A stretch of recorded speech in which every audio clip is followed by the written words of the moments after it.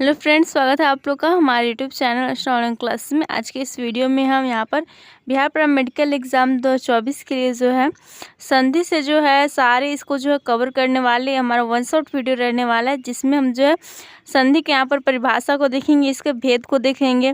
तो सब जानते हैं स्वर संधि, व्यंजन संधि, विसर्ग संधि होता है। तो स्वर संधि, व्यंजन संधि और वे जो आपका विसर्ग संधि हो गया, इन सभी के जो है बारे में हम जो है बारी बारी से सबको जो है जो परिभाषा है उसको देखेंगे और इसके अलावा एग्जाम्पल के माध्यम से उसको जो आसानी से समझेंगे। तो आप लोग वीडियो को अंत तक ज़रूर देखें और अगर चैनल पर नए हैं तो चैनल को ज़रूर सब्सक्राइब कर लें। तो यहाँ पर आज हमारा संधि जो चैप्टर है वह समाप्त हो जाएगा। तो सबसे पहले यहाँ पर जो है संधि का परिभाषा दिया हुआ है। तो दो अक्षरों के आपस में मिलने से उनके रूप और उच्चारण में जो परिवर्तन आता है उसे संधि कहते हैं। यानी कि दो अक्षर के आपस में मिलने से जो रूप और उच्चारण में जो परिवर्तन आएगा उसे हम लोग संधि कहेंगे। जैसे कि यहाँ पर दिया हुआ है गण जोड़ ईस, तो यहाँ पर बन रहा है गणेश, यानी कि अ प्लस ई मिलकर जो ए बन जा रहा है। तो गण शब्द का जो अ है और ई शब्द का ई है वह इन दोनों स्वरों के मिलने से ए स्वर उत्पन्न हो रहा है, जिससे कि गणेश शब्द बन रहा है। तो यह शब्द जो गण और इसके उच्चारण के रूप से और जो है रूप से भिन्न है। यानी कि जो गणेश शब्द बना यह गण और इसके उच्चारण और रूप से जो है भिन्न है, तो इसके मिलने से रूप और उच्चारण में परिवर्तन आया, तो इसे हम लोग जो है संधि कहते हैं। जैसे कि यहाँ पर देख सकते हैं एग्जाम्पल। तो अब हम जो है संधि के भेद को देखते हैं कि कितने प्रकार के होते हैं। तो यहाँ पर दिया हुआ है संधि के भेद जो है, तो संधि तीन प्रकार की होती है, स्वर संधि, व्यंजन संधि और विसर्ग संधि। तो यहाँ पर जो है स्वर संधि, व्यंजन संधि और विसर्ग संधि, ये संधि के आपके तीन प्रकार हो गए। तो इनके बारे में हम जो एक एक करके पढ़ेंगे, तो वीडियो हो सकता है थोड़ा लॉन्ग हो जाए, लेकिन आप लोग को अंत तक देखना है तभी आप लोग को पूरा समझ में आएगा। तो सबसे पहले हम यहाँ पर जो है स्वर संधि को देखते हैं। तो यहाँ पर देख सकते हैं दिया हुआ है कि स्वर संधि की परिभाषा की बात करें तो क्या होता है। तो दो स्वरों के आपस में मिलने से जो रूप परिवर्तन होता है उसे स्वर संधि कहते हैं। जैसे कि यहाँ पर दिया हुआ है गण जोड़, इससे यहाँ पर गणेश बन रहा है, यानी कि दो स्वर आपस में मिल रहे हैं तो जो रूप परिवर्तन हो रहा है इसे हम लोग स्वर संधि कहते हैं। जैसे यहाँ पर दिया हुआ है गण शब्द का अ और ई शब्द का जो है ई, इन दोनों स्वरों के मिलने से ए बन रहा है, जिससे गणेश शब्द का निर्माण हो रहा है। स्वरों के ऐसे मेल को स्वर संधि कहते हैं, यानी कि यहाँ पर स्वर के मेल से बन रहा है, तो इसे स्वर संधि कहेंगे। और इसके 5 भेद होते हैं, देख सकते हैं यहाँ पर बताया जा रहा है स्वर संधि के जो है 5 भेद होते हैं। इसके 5 भेद होते हैं, वो तो एक होता है दीर्घ संधि, एक होता है गुण संधि, एक होता है वृद्धि संधि और एक होता है यन संधि और एक होता है अयादि संधि। तो इसके बारे में हम जो एक एक करके पढ़ेंगे, आपको एग्जाम में देता है क्वेश्चन पूछता है कौन सा संधि का, दीर्घ संधि है, गुण संधि है, वृद्धि संधि या फिर यन संधि, इसी में से 4 ऑप्शन उठाकर दे देता है। तो आप लोग उसे कैसे चिन्हेंगे तो इसको देखते हैं। तो सबसे पहले हम जो है यहाँ पर दिया हुआ है जो दीर्घ संधि, इसका जो है परिभाषा को देखते हैं। तो दीर्घ संधि यहाँ में बताया जा रहा है कि हर्षव स्वर या दीर्घ स्वर के आपस में मिलने से यदि सवर्ण या उसी जाति के दीर्घ स्वर की उत्पत्ति हो तो उसे दीर्घ संधि कहते हैं। कैसे हम लोग एग्जाम्पल के माध्यम से समझते हैं। जैसे यहाँ पर बताया जा रहा है अ प्लस अ इज इक्वल टू आ बन रहा है, आ प्लस आ इज इक्वल टू भी आ ही बन रहा है, और अ प्लस आ बन रहा है, आ प्लस आ रहा है। इसका एग्जाम्पल ले दिया। भाव जोड़त भावार्थ बन रहा है, परीक्षा जोड़त ही परीक्षार्थी बन रहा है, पुस्तक जोड़ाला पुस्तकालय बन रहा है, प्रतीक्षा जोड़ाला प्रतीक्षालय बन रहा है। और नेक्स्ट यहाँ पर देख सकते हैं हर्षई, हर्षई जो जुटा तो बना दीर्घई, दीर्घई हर्षई शुद्ध बना दीर्घई। यही यहाँ पर बताया जा रहा है कि हर्षव स्वर या दीर्घ स्वर के आपस में मिलने से जो वर्ण बनता है उसी जाति के जो है दीर्घ स्वर की उत्पत्ति होता है। दीर्घ स्वर देख रहे दीर्घ यहाँ पर उत्पन्न हो रहा है, दीर्घ स्वर की उत्पत्ति होता है, तो उसे हम लोग जो है दीर्घ संधि कहेंगे। तो देख सकते हैं यहाँ पर हर्षई कवि से लिखा हुआ है, यहाँ पर जो है सॉरी यहाँ पर जो है हर्षई हर्षई है दोनों, तो कविंद्र बना, दीर्घई में चला गया ये, और ये भी जो है दीर्घई है और ये हर्षई है, तो यहाँ पर दीर्घई बन रहा है। यानी कि हर्षई दीर्घ स्वर जो मिल रहे हैं उससे क्या हो रहा है, हमें जो दीर्घ स्वर की उत्पत्ति होगी तो उसे हम लोग दीर्घ संधि कहेंगे। ओके, नेक्स्ट इसी प्रकार यहाँ पर दिया हुआ है, देख सकते हैं गिरी जोड़िस गिरीश बन रहा है, नदी जोड़िस नदीस बन रहा है, यानी कि दीर्घ यहाँ पर दीर्घ स्वर की उत्पत्ति हो रही है। यहाँ पर भी हर्षव जो है की उत्पत्ति हो रही है, हर्षव दीर्घ दोनों को मिलने से भी, तो ये हमारा जो दीर्घ संधि कहला जाएगा। जैसे भानु जोड़ोदय इधर से लिखा था तो इधर से हो गया भानुदय, वधु जोड़ोत्सव वधुत्सव हो गया, लघु जोड़ उर्मी लघुर्मी हो गया, भू जोड़ उधव या फिर भूर्धव हो गया। तो इस प्रकार हमारे यह दीर्घ संधि हो जाता है। नेक्स्ट यहाँ पर हमारा गुण संधि, तो यदि अ या आ के बाद हर्षव या दीर्घई उ या फिर री रहे तो दोनों मिलकर क्रमशः ए ओ और अर हो जाते हैं। कैसे यहाँ पर होते हैं तो इसके एग्जाम्पल के माध्यम से समझते हैं। तो देख सकते हैं यहाँ पर जो है दिया हुआ है कि यदि अ और आ के बाद यहाँ पर अ आ दिया हुआ है, इसके बाद यहाँ पर जो हर्षय या फिर दीर्घई आए या फिर हर्षय दीर्घऊ आए या फिर जो री रहे, तो दोनों मिलकर क्या बन जाते हैं, यहाँ पर ए बन जाते हैं। जिसके अ जोड़ ई क्या बन रहा है, ए बन रहा है। अ जोड़ यहाँ पर जो है हर्षय ले रहे हैं या फिर दीर्घई ले रहे हैं तो भी ए ही बन रहा है। आ के साथ भी ले रहे हैं तो यही बनेगा। और आ जोड़ यहाँ पर हम हर्षऊ ले ऊ या फिर दीर्घऊ ले ऊ, वो ही बनेगा। और जब री की यहाँ पर बात की गई है, देख सकते हैं, तो री भी जो अब हम ले रहे हैं तो यहाँ पर जो अ के साथ री ले रहे हैं तो अर ही बन रहा है, और आ के साथ भी री ले रहे हैं तो अर ही बन रहा है। तो इसमें क्या होगा, गुण संधि में क्या होगा, अ या फिर आ के बाद क्या होगा, हर्षई रहे या फिर दीर्घई रहे या फिर हर्षऊ रहे दीर्घऊ रहे या फिर री रहे। यहाँ पर जो जब ए आ जाएगा, ए में परिवर्तित हो जाएगा या फिर ओ में परिवर्तित हो जाएगा या फिर अर में परिवर्तित हो जाएगा, तो वो हमारा हो जाएगा गुण संधि। जिसके यहाँ पर दिया देव जोड़ेंद्र देवेंद्र, देव जोड़ ईस देवेश, महाजोड़ेंद्र महेंद्र, और महाजोड़ इस महेश, ज्ञान जोड़ उदय ज्ञानोदय, शीत जोड़ उष्म शीतोष्म, महाजोड़ उत्सव महोत्सव, गंगा जोड़ उर्मी गंगोर्मी, सप्त जोड़ ऋषि सप्तर्षि, और महाजोड़ ऋषि महर्षि। तो यहाँ पर जो इस प्रकार से गुण संधि आपका बनता है। अब नेक्स्ट हम जो है वृद्धि संधि की बात करते हैं। नेक्स्ट देख सकते हैं यहाँ पर वृद्धि संधि में बताया जा रहा है, यदि अ या फिर आ के बाद ये या फिर ये हो तो ए में क्या हो जाएगा, ए में, और अ या आ के बाद ओ अ हो तो अ में बदलना वृद्धि संधि कहलाता है। यानी कि यहाँ पर देख सकते हैं अ जोड़ ए बन रहा है तो यहाँ पर ए बन रहा है, और आ के साथ भी हम जो अ या आ के बाद ए या फिर ये आएगा तो ये जो है इसमें बदलेगा। यानी कि या फिर यहाँ पर जो है और या फिर आ के बाद यहाँ पर जो ए आ रहा है तो यह जो ए में, यही ए में बदलेगा। और अ या फिर आ के बाद ओ आएगा या फिर अ आ जाएगा। यहाँ पर जो है एक मिस्टेक हो गया, ऐसे हो जाता है, आ के बाद ये आ जा रहा है तो यहाँ पर अ के साथ ओ आ जाए या फिर आ के साथ अ आ जाए तो अ ही बनेगा। यानी कि वृद्धि संधि में आपका क्या बनेगा, एक बनेगा ये और एक बनेगा ये अ, ए और अ बनेगा। यही जो आपका हो जाएगा वृद्धि संधि में। जैसे एक जोड़े के एक बना, यहाँ पर ऊपर जो है दो मात्रा है तो ये हमारा वृद्धि संधि हो गया, देख सकते हैं। और तथा जोड़े तथ्य हो गया, मौन जोड़ औषधि वनौषधि हो गया, महा जोड़ औषध महाऔषध हो गया। तो यानी कि यहाँ पर क्या अ में बदलना और ए में बदलना हमारा वृद्धि संधि कहला जाएगा। ओके, अब नेक्स्ट यहाँ पर है यन संधि। क्या होता है, तो हर्षव या दीर्घऊ ई उ री के बाद कोई दूसरा स्वर आए तो जो इस ये शब्द होते हैं हर्षय दीर्घ या फिर या फिर हर्षव दीर्घ व तथा री जो है का र हो जाता है, इसे यन संधि कहते हैं। यानी कि हर्षय या फिर दीर्घई के बाद यहाँ पर जो है कोई दूसरा स्वर आ जाए। जैसे देख सकते हैं यहाँ पर ईच प्लस अ जो है य हो गया, तो यहाँ पर जो है क्या हो रहा है, हर्षय के बाद जो है यहाँ पर एक स्वर आया तो यहाँ पर बताया जा रहा है कि ई या फिर जो आपका हर्षय या फिर दीर्घई रहेगा वह य में बदल जाएगा। तो देख सकते हैं यहाँ पर ये य में बदल गया। तो जिससे यहाँ पर एग्जाम्पल देगा, यदि प्लस अपी यद्यपि, और जो हर्षव या फिर दीर्घऊ होगा वह व में चेंज होगा, और जो री होता है ना वह चेंज होगा र में। तो और एग्जाम्पल्स के माध्यम से हम इसे समझते हैं। नेक्स्ट एग्जाम्पल यहाँ पर है जो ई जोड़ आई इज इक्वल टू यहाँ पर या हो गया, ई जोड़ ऊ जो है यू हो गया, फिर ई जोड़ ए हो गया। जिसके यहाँ पर इति जोड़ आदि इत्यादि हो गया, अति जोड़ उत्तम अति उत्तम हो गया, प्रति जोड़ प्रत्येक हो गया। इसी प्रकार यहाँ पर जो ऊ के बाद क्या आ रहा है, कोई स्वर वर्ण आ रहा है तो यह व में बदल गया, और री जो है आ रहा है तो रा हो गया यहाँ पर। इसके अनु जोड़ ये अन्वय, और पितृ जोड़ आदेश पितृदेश। तो ये आपका क्या हो जाता है, ये आपका जो है गुण यहाँ पर जो है यन संधि जो है यह आपका हो जाता है। अब नेक्स्ट यहाँ पर आयादी संधि, तो इसे हम लोग समझते हैं।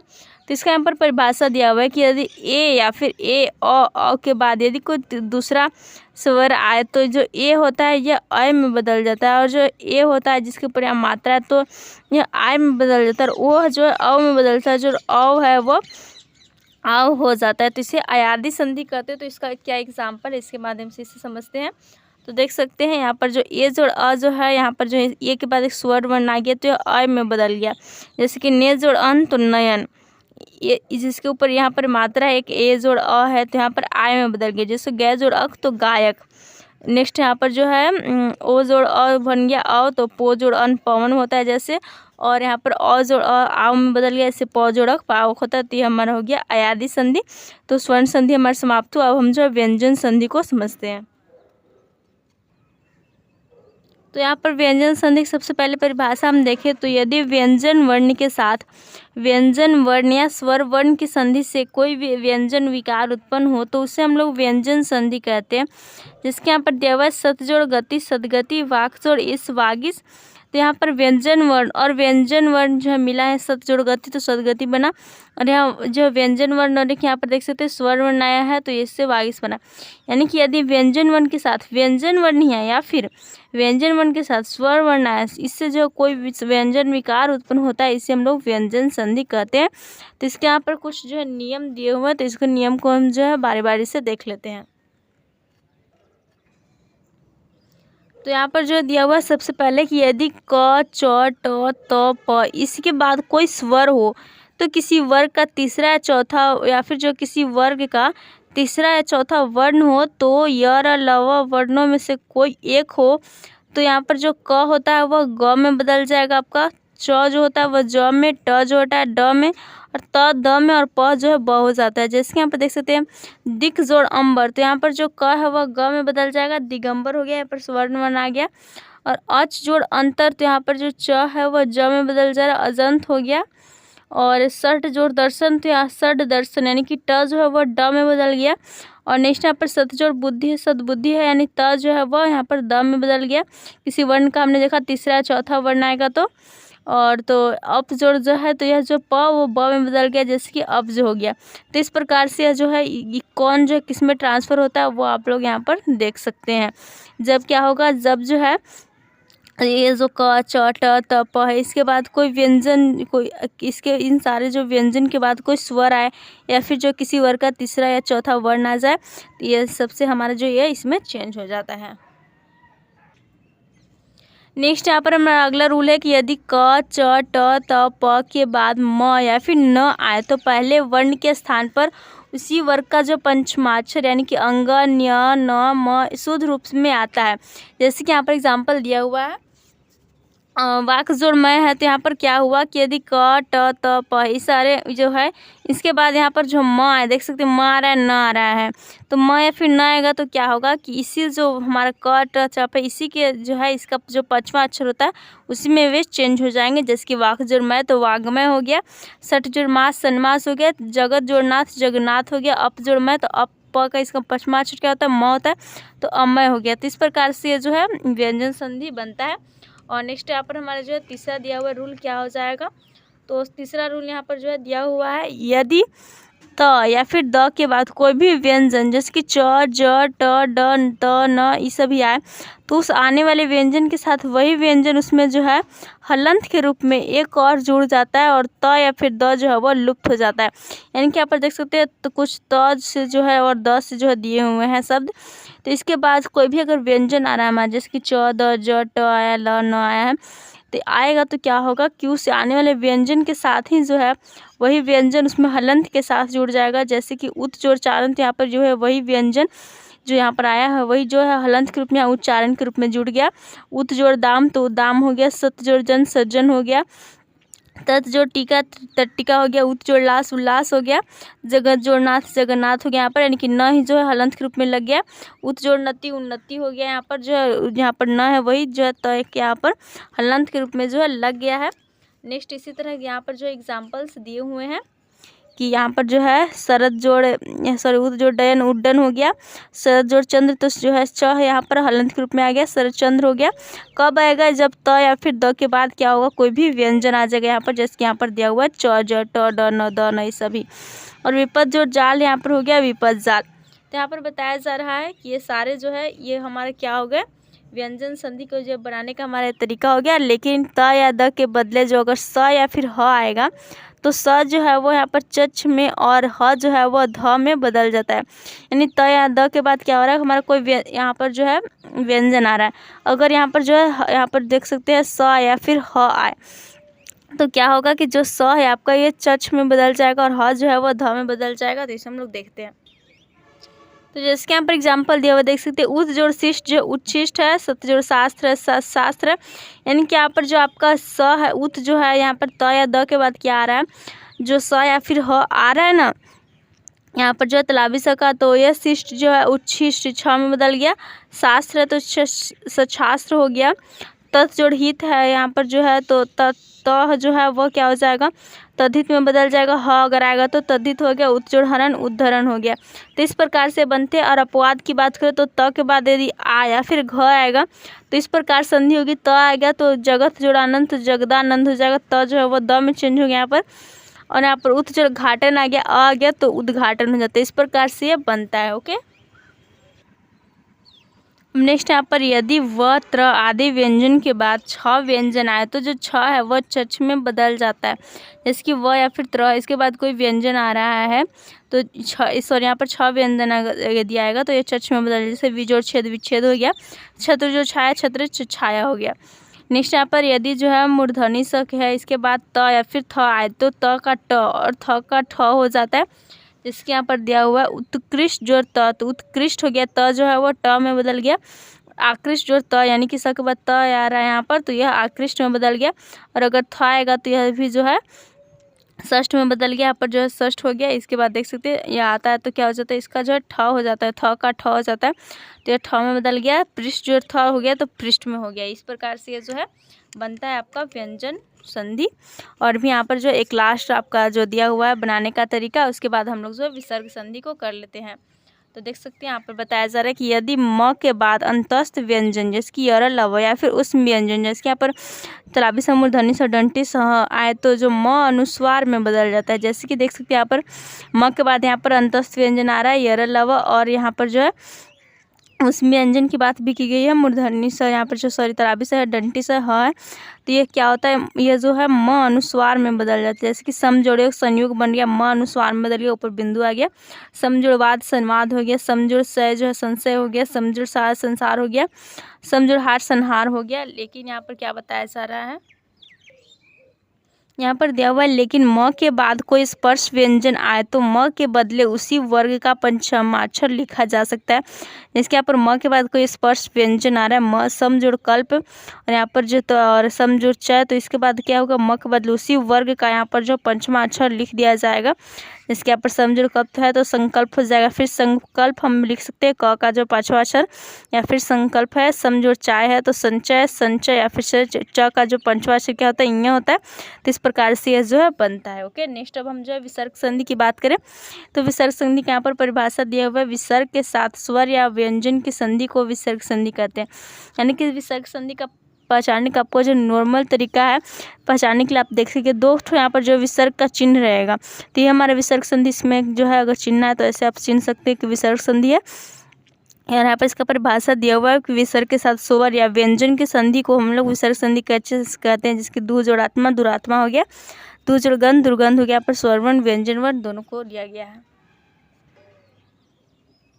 अब नेक्स्ट यहाँ पर इसके भी कुछ नियम दिए हुए हैं, जैसे कि यदि विसर्ग के पहले अ और बाद में क ख या प फ आए तो विसर्ग प्रायः जो ज्यों का त्यों रहता है। जैसे कि विसर्ग के पहले अ आए, यानी कि जैसे यहाँ पर दिया हुआ विसर्ग के पहले जो है यह प्रायः है, प्रातः है, रज है, मन है।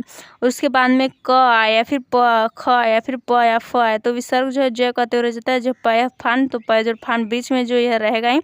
प्रातः जोड़ कमल प्रातः कमल, रज जोड़ कन रज कन, मन जोड़ कामना मन कामना। तो यहाँ पर नेक्स्ट यहाँ पर दिया हुआ है विसर्ग के बाद च या फिर छ हो तो जो है वह स में, और ट या ठ हो तो वह जो है यहाँ पर मूर्धनी स में, और त या स थ हो तो वह जो डंठी स में बदल जाता है। कैसे, तो यहाँ पर दिया हुआ है जैसे कि एग्जाम्पल में निह जोड़ च है तो जो च है वह क्या होता है, यहाँ पर जो स में बदल जाता है। आधा स है, हलंत लगा इसलिए यहाँ पर, तो यह निश्चय हो गया। जैसे कि निह जोड़ छिद्र है तो छ जो है वह यहाँ पर यह भी स में बदल गया, निश्चिद्र हो गया। ओके, इसी प्रकार ट या ठ होगा तो वह जो है स में बदलेगा, और त या फिर थ होगा तो वह स में बदलेगा।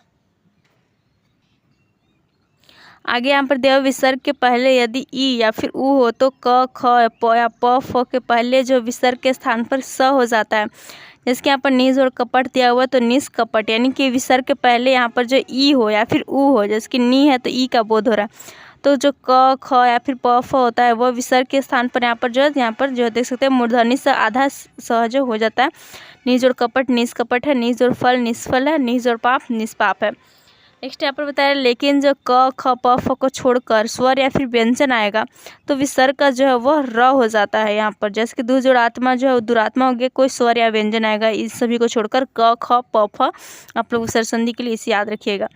तो नि जोड़ उपाय है निरुपाय है, दु जोड़ गंध है दुर्गंध है, नि जोड़ गुण निर्गुण है। इस प्रकार से बनता है। नेक्स्ट यहाँ पर है इसका जो एक और बताया जा रहा है कि लेकिन विसर्ग के बाद यदि र हो तो विसर्ग हट जाता है और ई का जो है वहाँ पर हर्ष ई का जो है दीर्घई हो जाता है।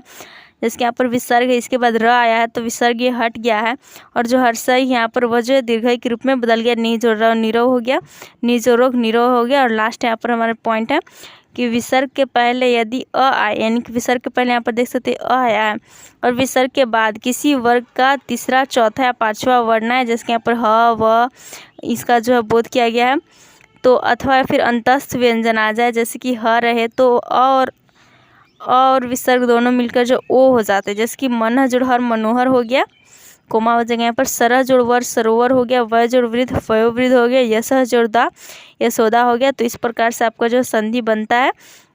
तो आज की इस वीडियो में जो है स्वर संधि, व्यंजन संधि और विसर्ग संधि सभी को देखा, उसके जो टाइप्स को भी देखे। तो ये वीडियो जो है काफ़ी इंपॉर्टेंट है आप लोग के लिए। तो वीडियो को अंत तक देखने के लिए धन्यवाद। ऐसे वीडियोज़ के लिए चैनल को जरूर सब्सक्राइब कर लें। Thanks for watching.